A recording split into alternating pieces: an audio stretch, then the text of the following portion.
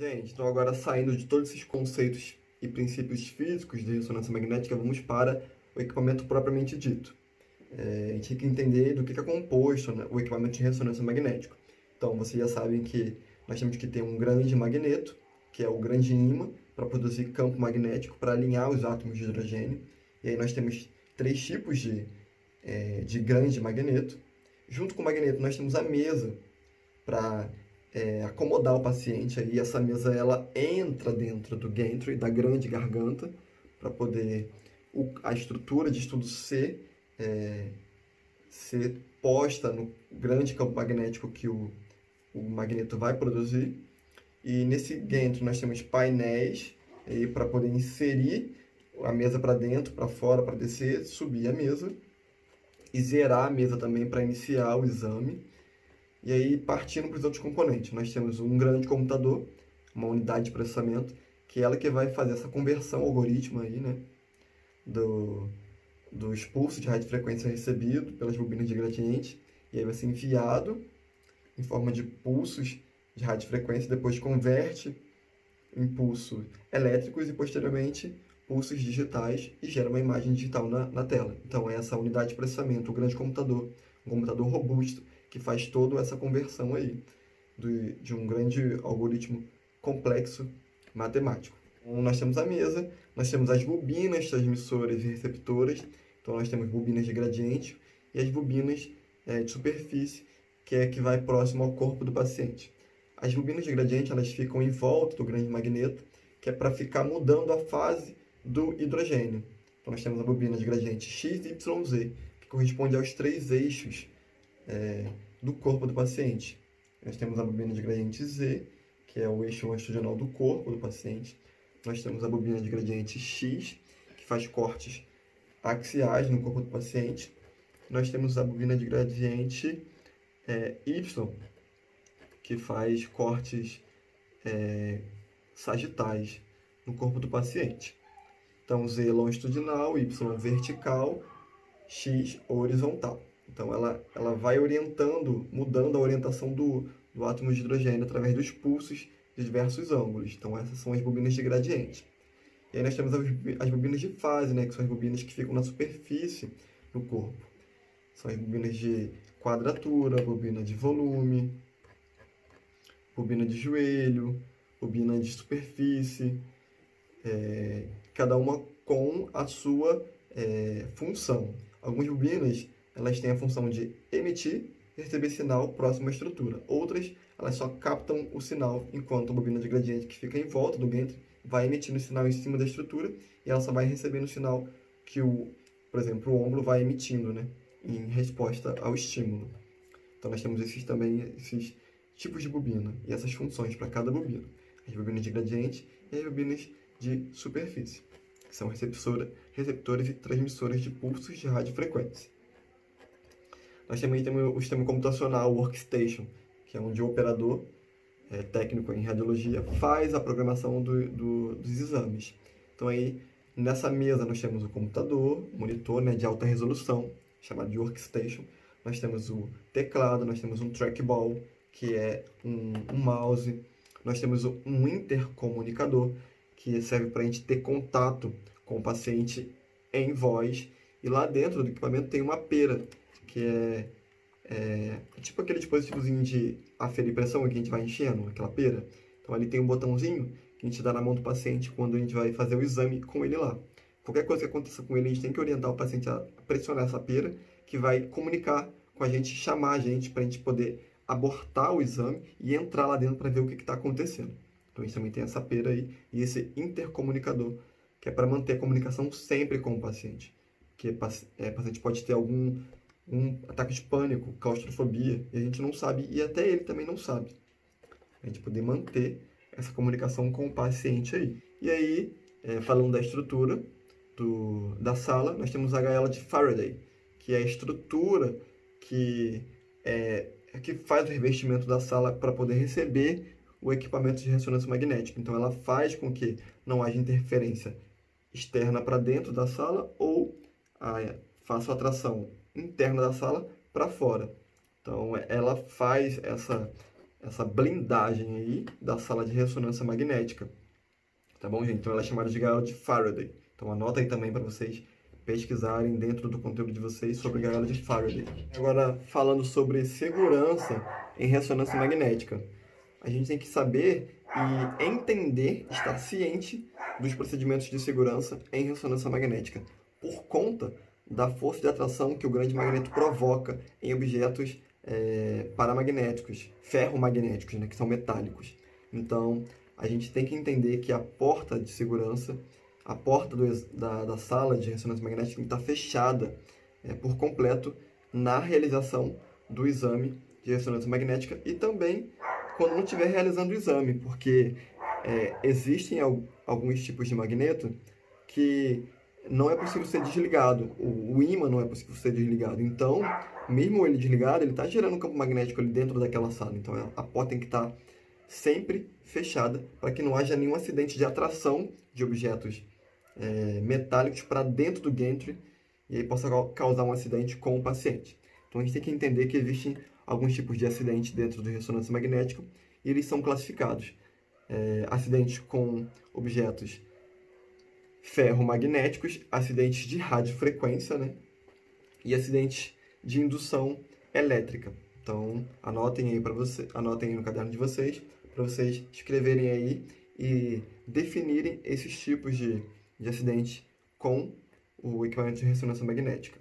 Outra coisa bem importante, que existe um botão chamado quench no equipamento de ressonância magnética para, em caso extremo de acidente envolvendo a ressonância magnética, a gente apertar esse botão e aí vai ser liberado um gás hélio sobre o grande magneto e vai resfriar ele. Isso vai causar danos ao equipamento. Então a gente tem que saber em que momento a gente pode apertar esse botão, porque a manutenção do equipamento é muito cara e o equipamento também é muito caro. É coisa de R$1 milhão. E imagina a manutenção desse equipamento. Então nós temos esse botão de segurança. Caso esteja colocando a vida do paciente em risco, a gente vai apertar esse botão de quench. Então anotem aí também que existe esse botão de segurança e a função desse botão de segurança. Tá bom, gente? Que é de quench. Outra coisa bem importante relacionada à gestante. Nós temos aí uma precaução com as gestantes, que gestantes até os 3 meses de gestação não é recomendado, a não ser que o médico faça uma prescrição solicitando o exame. Porque nesses 3 primeiros meses o feto está ainda em formação, ali nas células se multiplicando rapidamente. Então pode ocorrer, não há nenhum estudo comprovado que ocorra alguma malformação. Mas como a gente está mexendo com campos de radiofrequência e ali nos tecidos de formação do feto tem essa composição, pode a gente dar um azar e ocorrer uma malformação, alguma coisa com o feto. Então não é recomendado, não é que não possa fazer, não é recomendado. Mas existem precauções com pacientes renais que têm marca-passo, que têm clipes de aneurisma, que não podem fazer. Paciente de insuficiência renal, esquece, não pode fazer, por conta da administração do contraste. Paciente com marca-passo, com clipe de aneurisma, stent, grampo, que não pode ser removido, também não pode fazer. Isso tem que ser sinalizado lá na hora da anamnese, que é a entrevista com esse paciente. Também esse setor aí de ressonância magnética, ele tem que ser sinalizado. Então, na porta tem que ter os avisos que não pode entrar dentro da sala com objetos magnéticos. Se for entrar na sala, tem que tirar todo o objeto magnético. Então, você tem que estar nos corredores ali, dentro da sala, fora da sala, sinalizado até onde você pode entrar com objeto magnético, até onde você deve ter precaução com objetos magnéticos e até onde você não pode ir com objetos magnéticos, que são as plaquinhas amarela, vermelha e verde. E o símbolo sinalizando que ali tem presença de atração magnética. Tá bom, gente? Então, isso tem que ficar sempre em evidência aí, sempre atento. E existem também algumas orientações de segurança em ressonância magnética. Então, no conteúdo aí na aula de segurança, tem toda a listagem aí de algumas precauções em relação à maquiagem, em relação à tatuagem, em relação a objetos metálicos, antes de iniciar o procedimento com exames de ressonância magnética. Então, também anotem aí esses procedimentos que é bem importante dentro de segurança. Tá bom, gente? Agora, falamos dessa parte de segurança, vamos agora em relação à imagem e ressonância magnética. A gente sabe que também no campo de ressonância magnética produzimos artefatos. Então a gente tem diversos tipos de artefatos que podem ser provocados aí durante o exame de ressonância. Nós temos os mais comuns, que são os artefatos por presença de objetos magnéticos ali na região que vai ser estudada, por artefatos de movimento. Então esses são os mais comuns que acontecem, mas existem outros também. Então anotem aí no caderno de vocês os tipos de artefatos que existem aí dentro do campo da ressonância, nas imagens de ressonância magnética. Então nós temos artefatos do tipo movimento, artefato do tipo metálico, de aliasing, deslocamento químico, artefato por fuga de radiofrequência e crosstalk. Então o que mais acontece aí é artefato por fuga de radiofrequência, ou artefato de movimento e o artefato por ter objeto metálico na região que vai ser estudado. Tá bom, gente? Agora saímos dessa parte, vamos falar sobre contraste. O que a gente tem que entender do contraste? Qual é o contraste que é utilizado caso for administrado um contraste no exame de ressonância magnética, que é o gadolínio, né? Então aí, ele para ser utilizado, ele tem que ser misturado a um quelato, que é uma substância para diminuir a toxicidade desse gadolínio. Então nós temos gadolínio tipo paramagnético e superparamagnético. E aí nós temos outros tipos de contraste também que são administrados, porém o mais usual é o gadolínio. Nós temos o manganês também, que é um contraste bem utilizado aí, né? Nós temos também o óxido de ferro. Então nós temos o gadolínio, manganês e dióxido de ferro, que são utilizados no campo da ressonância magnética, mas o mais utilizado é o gadolínio misturado com quelato, para poder diminuir a toxicidade desse contraste. E a administração é endovenosa, a mais usual, que é veia, mas em alguns exames podemos utilizar a administração oral também, mas a administração preferencial é a endovenosa. E esse meio de contraste aí, ao administrado, não tem nenhum estudo, nenhuma comprovação que existe reações adversas na administração do gadolínio no campo da ressonância magnética. Então a gente pode ficar despreocupado que não tem nenhuma reação. Mas existem alguns estudos que foram pouquíssimos pacientes que tiveram uma consequência do uso do gadolínio, que é a patologia de fibrose nefrogênica sistêmica, a FNS. Então isso é bem importante, anota aí também. Nós temos um estudo aí, um tempo atrás, que ocorreu uma reação com o gadolínio provocando essa doença, que pode levar à morte também, né? Que é a fibrose nefrogênica sistêmica, FNS. Então anota aí que isso é muito importante também. Mas fora isso, não existe reações adversas do gadolínio com contraste, tá bom, gente? Outra coisa importante, a gente não pode esquecer que para a gente obter imagem no monitor em ressonância magnética, nós temos que realizar sequências de pulsos para cada protocolo de exame. Então, existem as sequências de pulsos básicas, que são as ponderações em T1 e ponderação em T2. E elas têm umas propriedades significativas assim, que diferem uma imagem em ponderação T1 e imagem em ponderação T2. Uma imagem em ponderação de pulso T1, o líquor, que é o líquido do corpo, né, ele vai aparecer com aspecto cinza, com aspecto preto na imagem. Já em ponderação T2, o líquido ele vai aparecer branquinho, meio esbranquiçado, a parte do líquor, da água, né? Então, a gente tem essa diferença, identificar uma imagem em ponderação T1 e ponderação T2. Existem outras técnicas de pulso para subtração de gordura, para isolar, remover parte óssea das imagens, que são técnicas bem mais avançadas, que não vem ao caso aqui no módulo que a gente está estudando aqui. Mas as técnicas de pulsos iniciais são as técnicas de ponderação T1 e T2, que tem essa diferença entre técnica de pulso que vai gerar imagem no monitor. E no final foi essa aula que eu dei para vocês aí de alguns protocolos de exame. Na aula passada eu mostrei para vocês alguns protocolos de exame de ressonância magnética relacionado ao esqueleto axial, que é o esqueleto aqui, a base, né? Que é crânio, pescoço, coluna dorsal, coluna lombar, a cintura pélvica que une o esqueleto apendicular ao esqueleto axial. E aí nós falamos desses exames que são mais realizados em ressonância magnética. E aí uma dica que eu dou para vocês escrevam algumas indicações clínicas relacionadas a cada exame do esqueleto axial, tá bom, gente?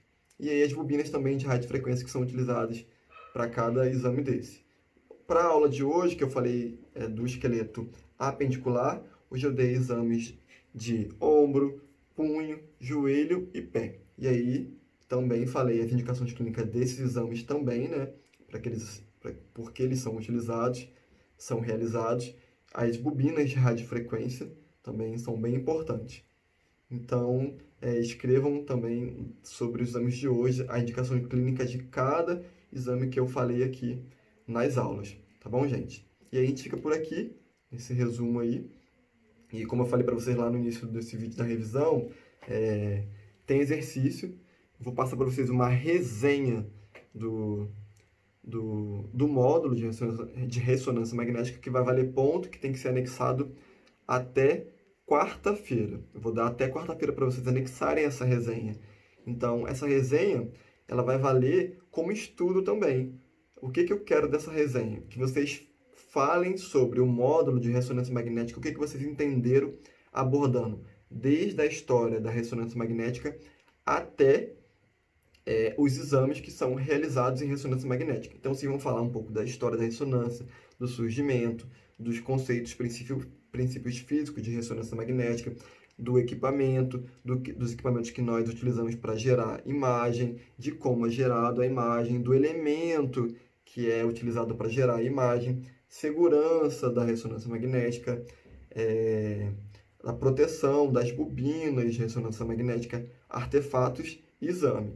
Isso tudo aí numa folha, tipo uma redação. A resenha que eu falo é uma redação falando sobre o que vocês entenderam do módulo, valendo um ponto. Então, façam essa resenha para mim e anexem até quarta-feira. Tá bom, gente? Então, a gente fica por aqui na aula de revisão. Espero que todos tenham entendido aí, anotado tudo que eu falei aqui. Façam essa resenha, que eu já vou corrigir na quarta-feira, entregar para vocês no máximo sexta-feira.